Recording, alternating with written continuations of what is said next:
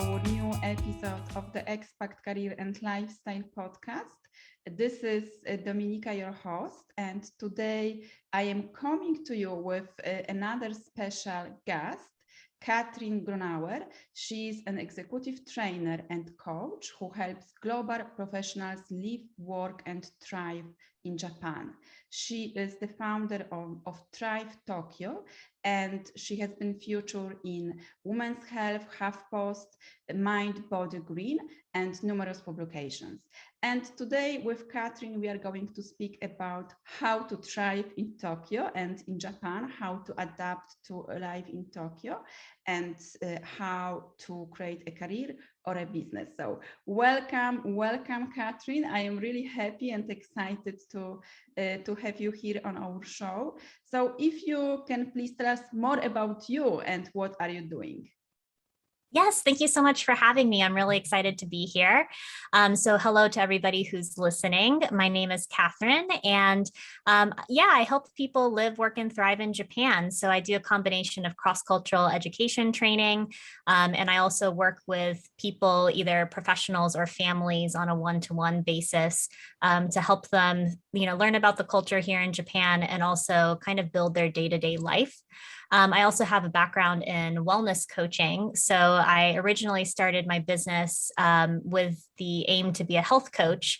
But then I found that a lot of foreigners in Japan actually don't know how to shop for groceries. So I decided to take one step back and say, okay, let me just help you learn how to live here. And then we can segue into helping you with your health and wellness. But I was discovering, people were also dealing with issues related to culture shock. So that really kind of helped me evolve my business. And now I work with corporations as well as individuals. Yeah, fantastic. Yeah, so you have like this experience of living into cultures and growing up between US and also Japan.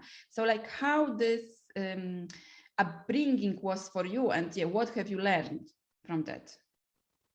Yeah, that is a really great question, because I think now that I'm an adult and I can look back on my childhood upbringing, I can really see how I had two different cultural identities that were forming at the same time. And I remember when I was growing up, though, I felt a lot of conflict. One second I'm in Japan and everybody's telling me that I need to pay attention to detail. I need to be more aware of my surroundings. I need to think of other people first before I take action on something. And then I would go back to the United States, and then people would tell me the opposite. They would say, stop being such a worrywart, have more of an opinion, be more assertive, show more confidence. And so I was constantly kind of growing up between these two different messages, and it really impacted, how I felt and how I was acting in different circumstances. And it was only since becoming a cross-cultural trainer that I actually learned more about myself through helping other people learning about Japanese culture. So yeah, I think that was kind of a big learning about just my upbringing. Mm-hmm. Yes, it's very interesting, like living between completely two different countries and two different cultures. Because for example, when you are moving within Europe, it's more or less the same. But when you are like growing up between US and also Japan or any other country, it's interesting, and it's different that you have those two identities that you are living. Yeah, so well done for that, like learning and also exploring. So because now you are helping like people who are moving to Japan, like expats who are moving to Japan. So like based on your experience and based on your work, so how to prepare for this transition, like what we have to learn before moving to Japan? Yeah, absolutely. So it's interesting. I always find it's different depending on who I'm working with, because, most expats are probably only going to be in Japan for anywhere from 1 to 5 years. That's usually kind of the the contract length that they might have. And that's the way I interact with them might be different from someone who is moving here for a job where they don't have any end in their contract, or maybe even, college students who are coming here for several years. They all have very different mindsets related to coming to the country. But I would say that the thing that's kind of the standard for all of them is that you probably definitely want to pick up some Japanese phrases before you come here.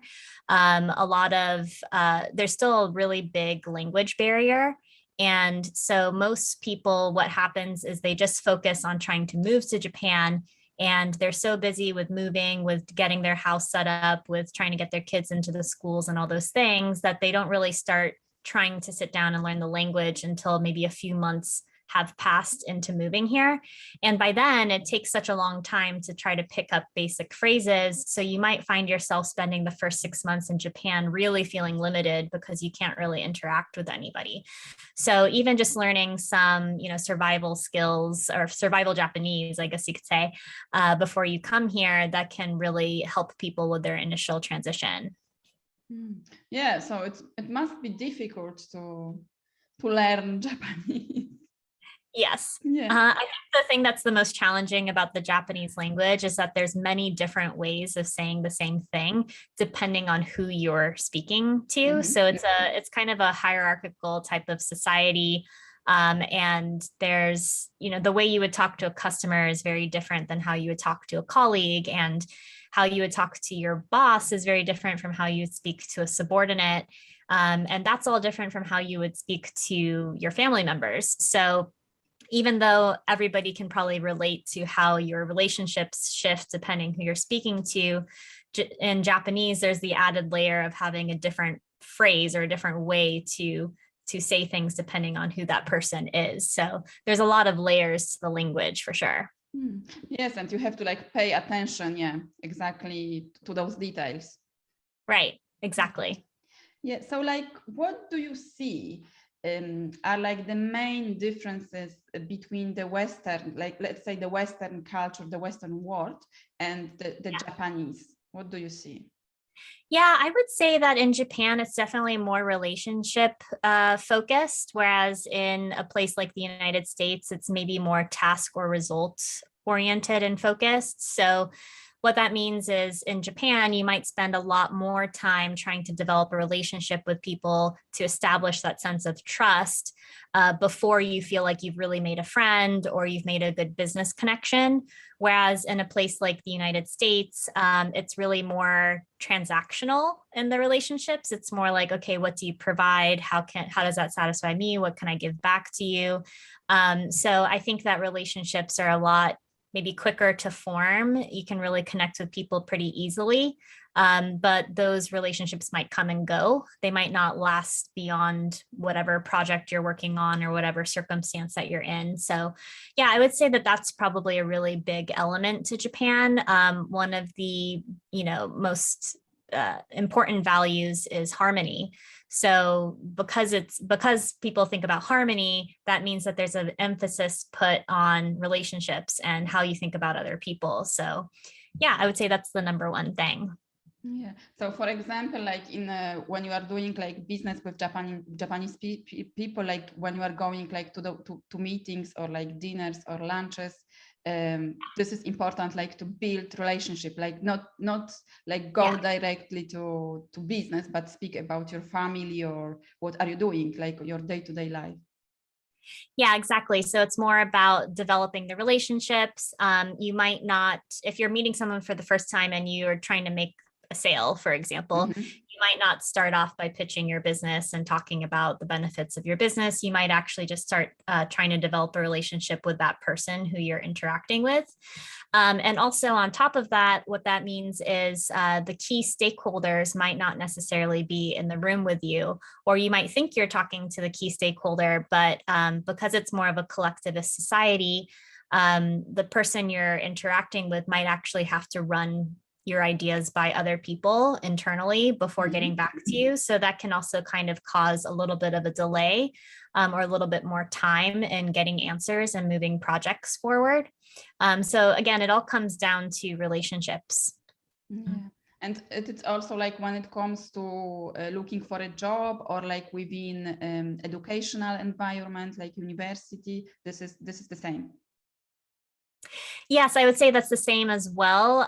For getting jobs too, sometimes it's easier to start new projects or start new adventures if you have a connection. So if you know someone who knows someone, that's probably an easier way of getting in than it could be just to apply for something without having any connection to it. But I would say it really depends. Like if you're looking for a job here, a lot of companies, especially global companies that are located here, do have the, resume process just the same as any other location. So you can apply for things, but if you do know someone internally, that's definitely a big plus. Okay. Yeah. So like what to avoid like during those like conversations or like meeting with or like day-to-day life, like what to avoid within Japanese culture, like for example, I don't know what not to say or how to say it, like to avoid those, like sometimes those are like funny situations, but they can cost you like a business or they can cost you like a job. Yeah, I would say, there's so many kind of instances I can think of where people might have made some cultural mistakes. I guess you could call them, or cultural faux pas, but I wouldn't say there's like a huge thing per se to avoid necessarily. But in general, we really notice that sometimes non-Japanese people might speak a lot, like they're talking and talking and talking, and Japanese people tend to listen more than they speak. So they're kind of waiting for an opportunity to speak or be acknowledged. So I would say one thing I see happens quite often is usually non-Japanese are just talking a lot. But you could really benefit from doing a little bit more listening. So asking more questions, trying to allow the other person to speak. I think that's really beneficial to developing the relationship. And be just mindful that just because the other person's quiet doesn't mean you should keep talking. You should probably ask them more about themselves too. Mm-hmm. The thing that I would say has caused a problem for many people, and this is relatively small, but it always becomes a big issue, is probably just with trash separation and recycling here in Japan. So I can't tell you how many people have said they've had problems with neighbors who have been very passive aggressive, and they found out later that it was because they weren't separating the trash properly. So trash, for some reason, is this really interesting topic where I don't think Japanese people realize that the way they separate trash is actually like a Japanese thing, or it's like unique to being in Japan. Like Japanese people know that most foreigners don't know that they should take their shoes off before they enter a house, or they don't know the proper way to exchange a business card, or, there's very general like Japanese etiquette things that they are aware that foreigners don't know of. But one of those things that a lot of people don't know about is trash separation. So, for example, I know of a case where a woman was being very passive aggressive to her foreign roommate, share housemate. And it turned out that the foreigner was not taking off the label on those PET bottles. So if you have like a plastic water bottle, you should like, let's say you have an Evian bottle, you're supposed to take off the label, the Evian label, and you're also supposed to separate the cap as well. So you actually have 3 pieces of trash, not just one. And usually if you're coming from a place like, let's say, the United States, you think, oh, as long as I put my plastic bottle in a plastic bottle or recycling bin, I'm fine. But actually there's additional steps involved here in Japan. So yeah, very small topic, but it seems to be like a very big problem if you don't know that you're supposed to be separating things. Yeah, we don't have this like this additional steps to recycle like a plastic bottle even here in Europe. So it's good to know. Yeah, exactly. Good to know. Yeah. So like what are like the best ways? So listening, asking questions, like learning about like the about the culture. So like other ways to build like a meaningful relationship with Japanese people. Yeah, I would say that it really takes a long time, but I would say trying to again, just trying to be empathetic towards the other person, saying, oh, you must have had a tough day yesterday or something like that. Just trying to be like more mindful and acknowledging like their perspective. I think that really helps develop a better connection. Also, in Japan, they're really big on things like gift giving. So if you ever visit somebody's house, you want to bring something with you to give like as a little gift or a token. One thing people find really unusual in Japan is if you want to meet up with a Japanese friend, and you say, hey, do you want to get together and have coffee? They might say to you, okay, how about 3 weeks from now on Tuesday at 2:30 p.m.? So they're very like organized and very structured with their schedule. And typically your schedule is like very busy because they're very work oriented. Mm-hmm. So their time tends to be limited for more social outings, and they might not be available to just do things very sporadically or to do things spontaneously. So you might find that that also takes longer to get to know people because you have to wait a few weeks in advance to really like plan to actually meet and interact. But when they do, they're very serious. Like they've blocked out like a lot of time to really spend with you. Mm-hmm. And yeah, it should be like a special interaction. Mm. Yeah, so it's like a very organized event. Yeah. Like meeting with. Mm-hmm. I was going to say that like most people who are trying to make friendships with Japanese people, if you don't speak Japanese, that means that you're probably interacting with someone who's speaking in English, which means they have probably more of a global mindset or an interest and a curiosity in your own culture. So it's probably a lot easier to form those relationships with people who are internationally minded than it would be if you were speaking Japanese and trying to interact with someone who has like no knowledge of another mm-hmm. language or been abroad. So I think that on that note, most people who are listening would probably not have that big of a challenge to interact with the Japanese people they're connecting with here, especially if they're using English. Yeah. So like, what do you see like working with your clients and like helping people to adapt to Japanese culture? So do you see like people have this cultural shock when they come to Tokyo or to Japan, and how to like overcome it?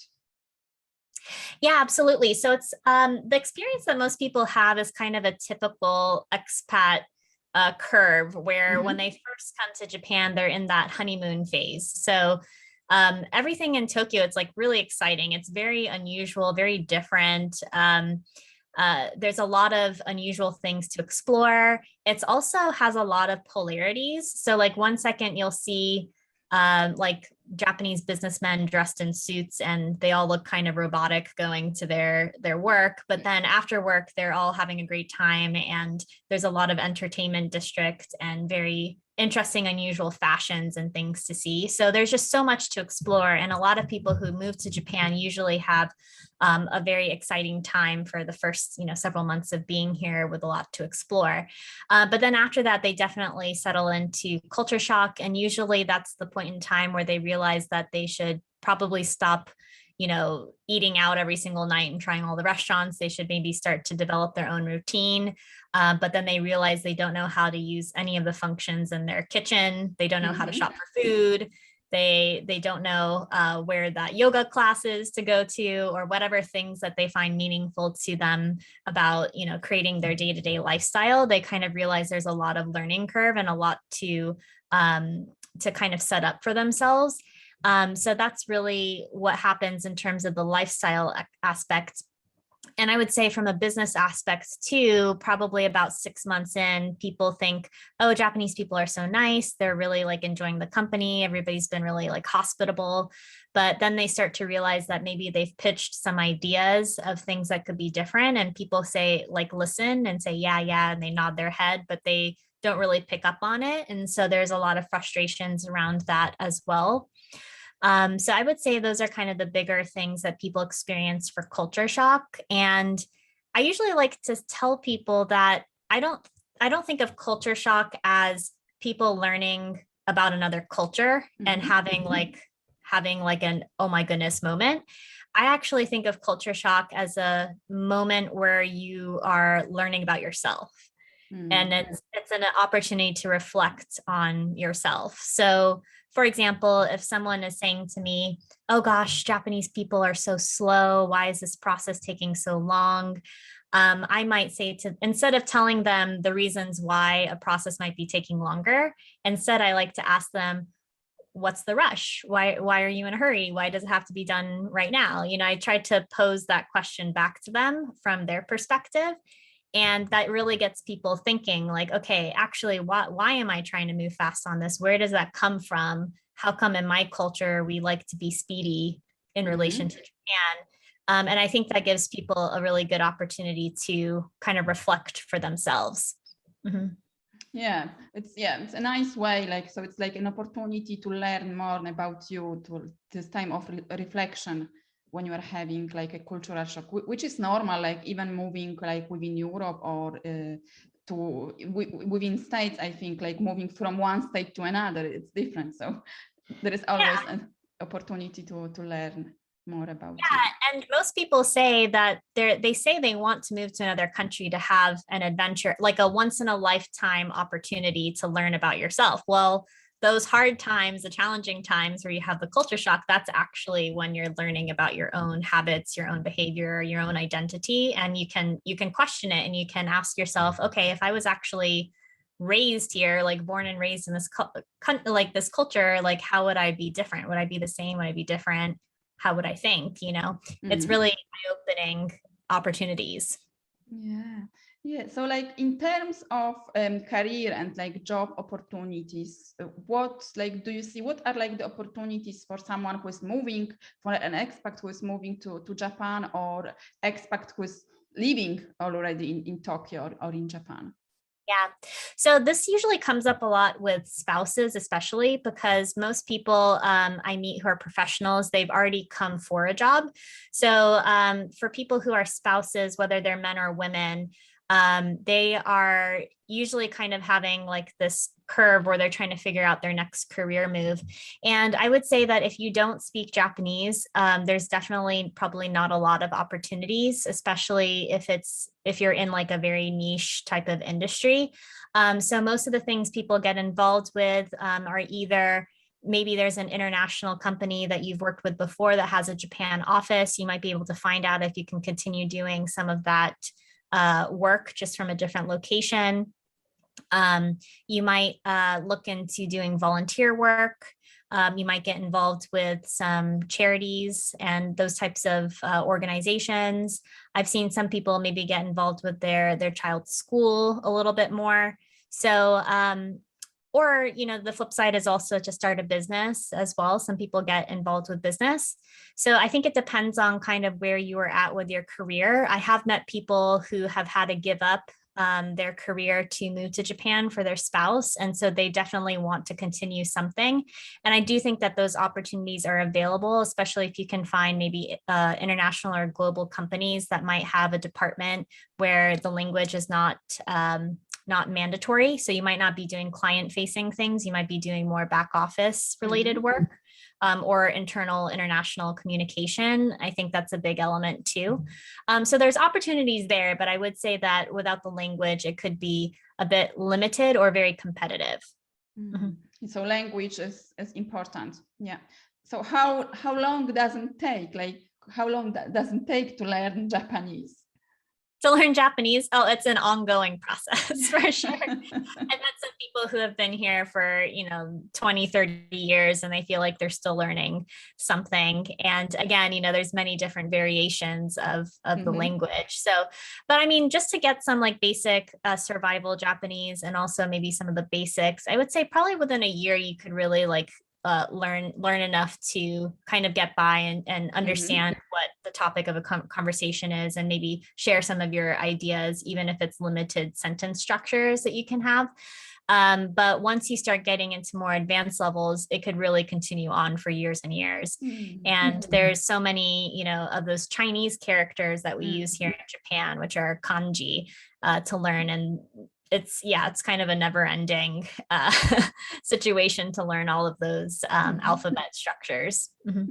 Yes, but it's good to know that like after 1 year you can have a conversation. Yeah, you can express yourself. So this is good. This is a positive thing. Fantastic, Katheryn. Thank you very much for sharing all your experience and background with us. So tell us, like, what are your projects for the future? Yeah, so right now what I'm working on is doing onboarding projects with international companies. So I've had a lot of experience doing things like, sometimes it's just cross-cultural training projects. Other times it might be orientation. In some cases, it could just be wellness related topics. But what I'm excited about working on now is being able to integrate all of those into onboarding projects for companies. So for example, if a family is transitioning to living in Japan, we can do maybe like a 6-month program, which would include a combination of orientation when they arrive, and then cross-cultural education training maybe within 3 months of their arrival, plus some wellness and work-life balance related coaching over those 6 months. So that's a really good, well-rounded process because it helps them cut through all of the information. They don't have to have information overload. They can kind of learn things over the space of time, and also make sure that I'm pushing them and encouraging them to make friends early on so that they're not falling into the trap of feeling really lonely and not having any connections here later on. So it really gives them like a good kind of runway when as soon as they've landed in Japan.